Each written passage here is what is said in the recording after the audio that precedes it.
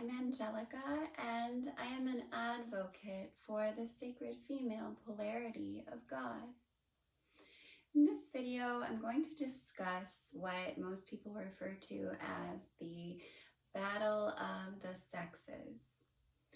And what I'd like to say about the battle of the sexes is that it's a losing game for women always, and so you can't really call it a battle. And the reason for this is that it's not female nature and it's not the role of womanhood to go up against men, to have to prove yourself in a male world or to defend yourself from inappropriate dominance from men.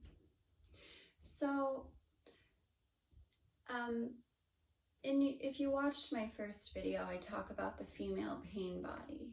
And in our modern time, the battle of the sexes has very much become a scrum between the female pain body and the male pain body. And the way that women perpetuate this a lot is by kidding themselves that they can win through, something other than physical dominance, such as sarcasm or cold-heartedness, or in some cases infidelity. But most of the time when the battle of the sexes is really in its when people are really in the thick of it, it is always something that harms the female more than the male because of how much the female has to just stray from her natural temperament and her natural aptitudes to try to compete. And the concept of being a bitch, I believe, is something that is quite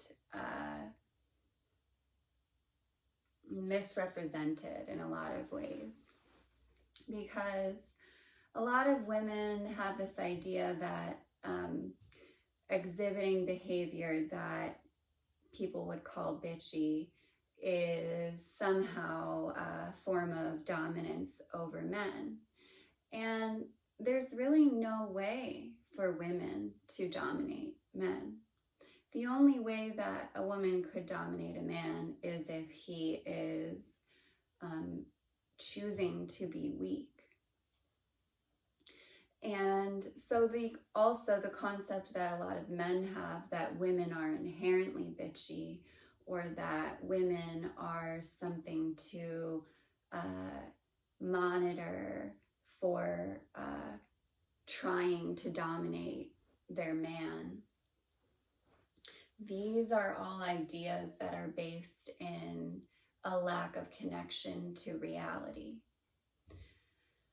So if you really accept that the battle of the sexes is a losing game every time for women, then you can start to understand what direction we can go in to start to resolve conflicts between men and women in a way that is honoring what female nature is about. And I'm not advocating for women being, endless peacemakers or swallowing the truth just because it's going to cause a conflict. And I'm also not an advocate for women never expressing anger. But I think it's very important that women do not ever attempt to intellectually or sarcastically dominate a man, because the male polarity has a built-in mechanism for being divisive in a way that the female polarity does not. And this does not mean that men are inherently more of an island unto themselves, or, that a man has to be or should be something that is impenetrable in the heart. I don't believe that at all. But what I will say is that if a man starts to view you as an opponent or an adversary, whether that has anything to do with you or not, okay? So a lot of times men, this video is for men and women, but a lot of times women become adversaries of men without even attempting to be, without even being, what a lot of men would call bitchy, just because men often interpret things in the context of the warrior archetype.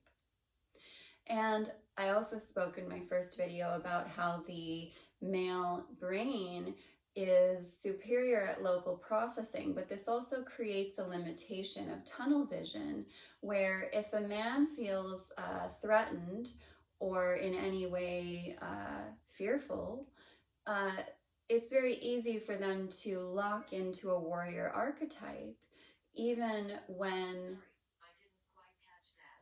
Could you please repeat it? I was not talking to you, Siri.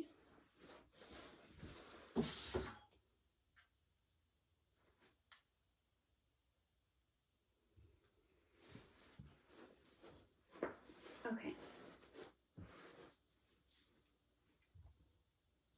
So when a man is locked into a warrior archetype, throughout history, women have tended to go two ways. One is to basically play dead and silence themselves, throw away the key, and hope that they weren't attacked. Or they were subjected to, I guess I said two, there's more than two.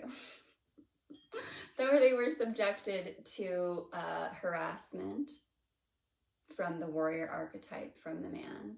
Or this is where, this is the really tricky dynamic that it's so understandable that women do this, and yet one of the number one things that I spend time coaching women privately about is how to handle conflict with men without doing this, which is women go into scolding, or they go into anger and rage, and the immature masculine doesn't know how to handle this.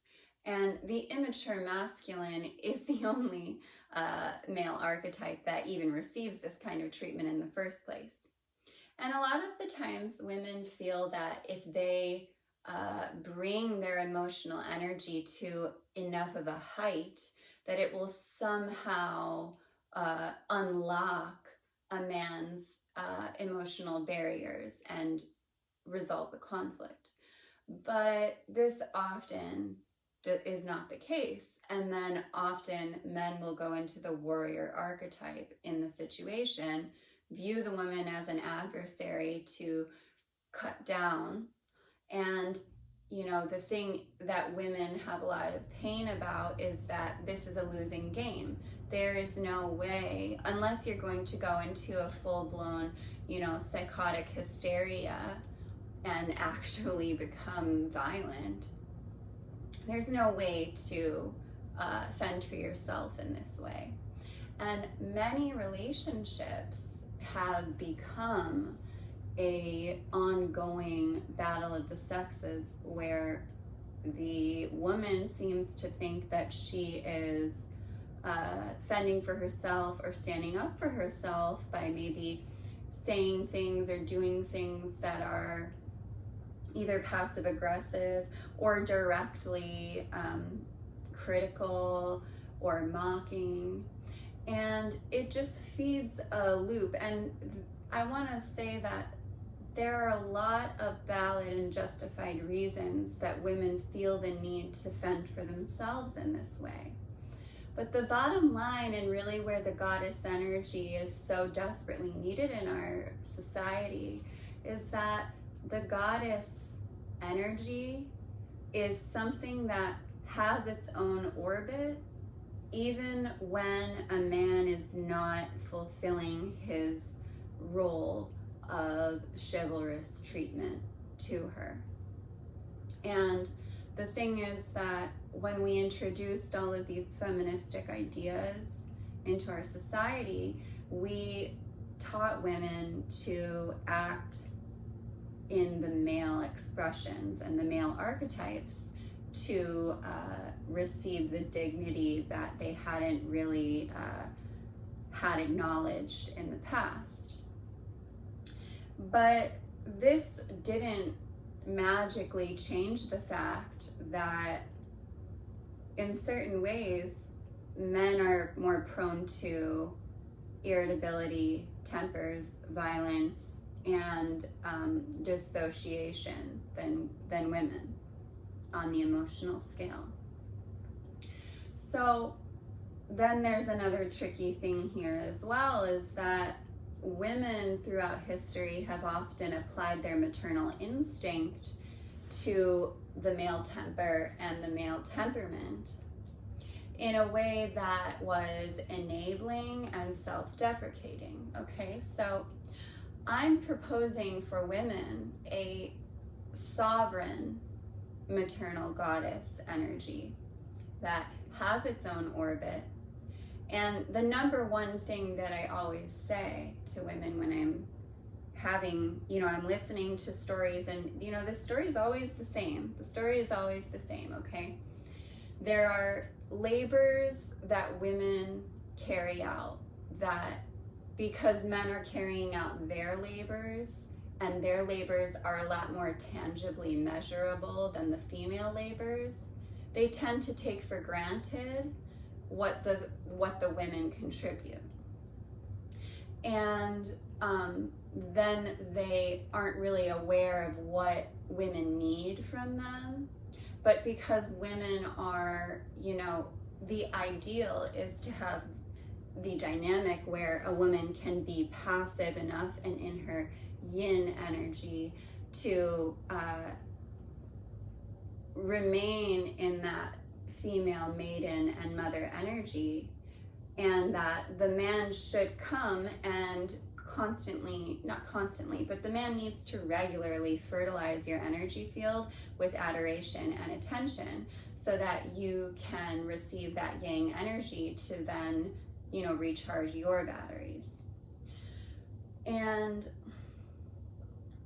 the same story it's always the same story, where the man is being distant and not showing up fully in that way, and then also exhibits some kind of temper or a mean streak when he feels like he's being distracted, or if he's stressed and overwhelmed with the external world, he will exhibit a form of a mean streak that, women feel quite victimized by and quite powerless to, especially when they feel completely devoted to the man that they're with. And what I always say is, whatever you do for women is to never go into a attack mode.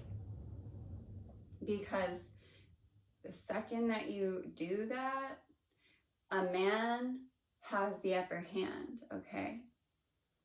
Unless you're going to go into a completely psychotic hysteria, which is, your free will to do so, but that's not really serving anybody, even though many women would be completely valid and justified in acting that way.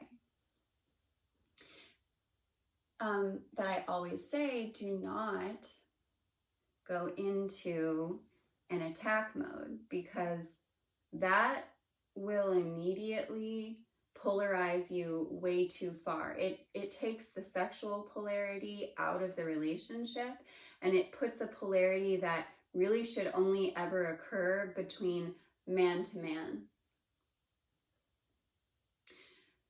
And then if you watched my last video about the easing and talking about competition between women, often women have been led to create that divisive energy between women as well, which is also unnatural and really against the primary instinct of women to tend and befriend.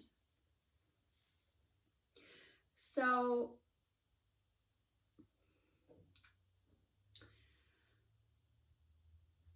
the conflicts between men and women are so convoluted and so painful on both sides that we're not going to just have an easy fix, okay? It's not, a lot of people think that women can just be endlessly passive and men can just be endlessly assertive, and that will just like sort out the whole problem. But that's not the solution, because that would require men to be able to read women's minds about what they need. And because that is really unrealistic,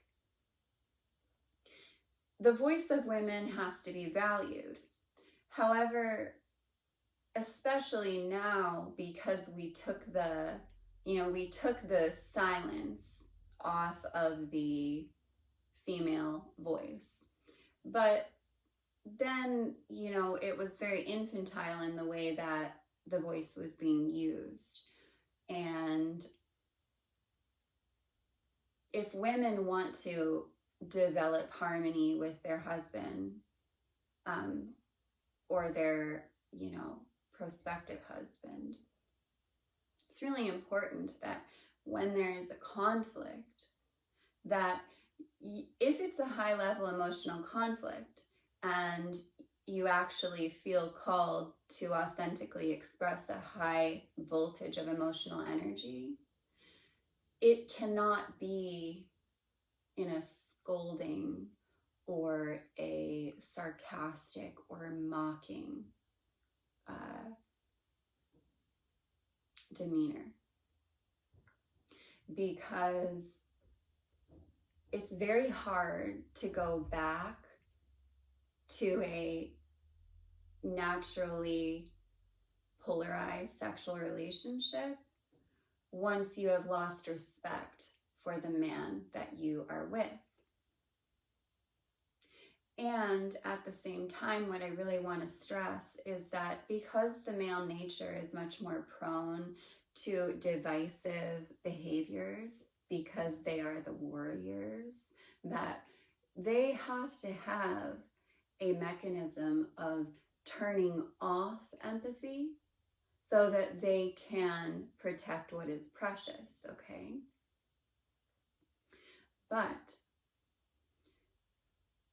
the wounded masculine is not in control of this instinct, okay? And we're not just dealing with one lifetime and one generation of the wounded masculine. We're dealing with a generation after generation where, every few generations, a bunch of 18 to 22-year-old boys have to go die for their people, okay?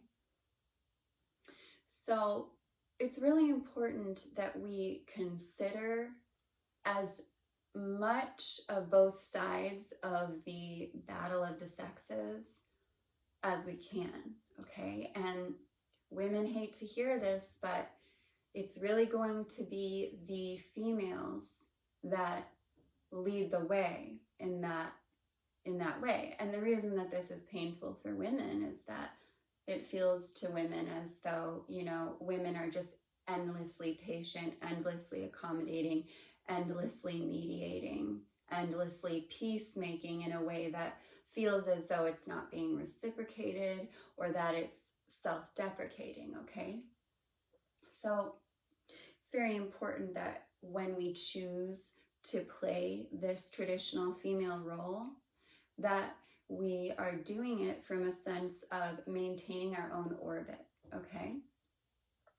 Now, if the man that you are with is letting you down so badly that you need to communicate, you need to have the most desperate measures to communicate, it is much more effective to show your vulnerability,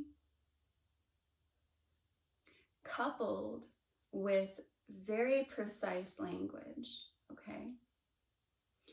And the thing is that if you instead go into resentment, bitterness, scolding, rage, mocking, it's a losing game, okay? Because what you really want from him is to make you feel like his little girl, okay? And that might seem infantilizing if you're looking at it from the wrong angle, but if you're looking at it from the right angle, it's completely wholesome.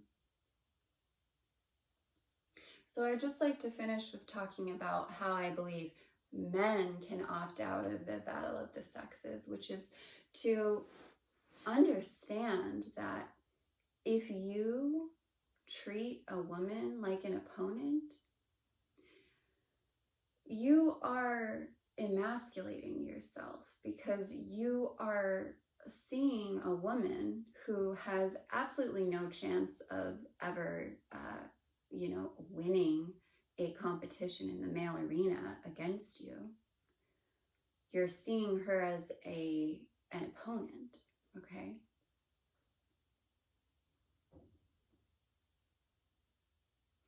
And if you are dealing with some repetitive, manipulative behaviors from a woman, or you have a history of, dating women who have been disloyal to you, or dating women who have wanted to wear the pants in some way, it's really important to be courageous enough to understand the ways that you felt dominated by your own mother or sisters, or maybe even just girls that were peers before, when you were prepubescent. Because a lot of men, especially in the post-feminist world, dealt with seeing their mothers act as disciplinarians, and even seeing their mothers attempt to discipline their fathers. And because that happens when we're so young, we're not often willing to do the inner child work, which a lot of people, and men specifically, they dismiss what's called inner child work because they think it's all about, crying on the floor and just, indulging in your emotional woundedness. No, that's not what it's about, especially not for men. For men, you really need to have a big, strong arm around the little boy within you, so that you're not letting the little boy within you take over in your interactions with grown women and grown men. So it's really a high form of self-mastery for a man to do the inner child work, so that when he sees a woman that is exhibiting those behaviors, but is most likely deep down just begging to be, people use the phrase put in your place, okay? But women wanting to be put in their place is not about being silenced, okay? It's about feeling as a woman that you can rest in a sense of security about your attachment to the man that you're with, and your value to the man that you're with, and also the direction of the unit that you are, and the faith that and trust that the man will take ultimate responsibility for the direction that you're going, okay? And also include the woman's best interests as well.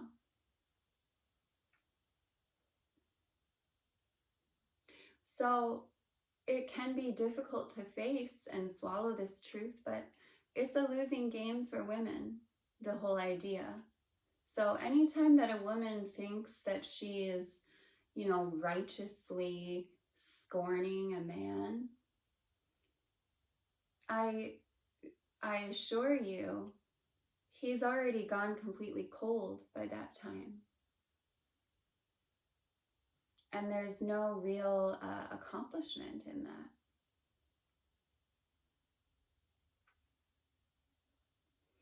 And for men, once again, just to finish, you are emasculating yourself if you treat a woman as an adversary. And it's completely valid and understandable, just like it sometimes is completely valid and understandable for the way that women sometimes become hysterical when they are treated insensitively by men. It's completely valid and understandable to project a disciplinarian mother onto women when they are exhibiting anger or frustration with you.